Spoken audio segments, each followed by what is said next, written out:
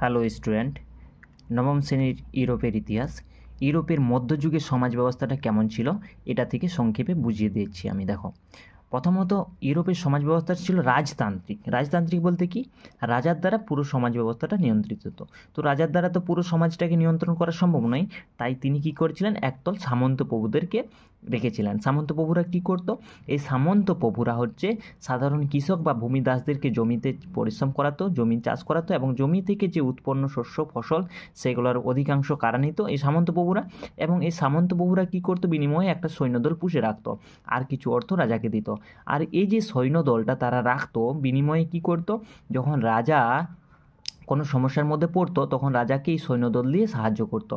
তাহলে সবার উপরে কে ছিল? রাজা। রাজার নিচে ছিল সামন্তপ্রভু এবং সামন্তপ্রভুর নিচে সাধারণ কৃষক এবং ভূমিদাসরা। সবচেয়ে নিপীড়িত হতো সাধারণ কৃষক এবং ভূমিদাসরা। আস্তে আস্তে এই সামন্ত প্রথা বিলুপ্ত হয়ে যাচ্ছে এবং রাজতন্ত্র বিলুপ্ত হয়ে যাবে, এই আধুনিক যুগের সূচনা হবে। এটা পরের ক্লাসে বুঝিয়ে দেবো।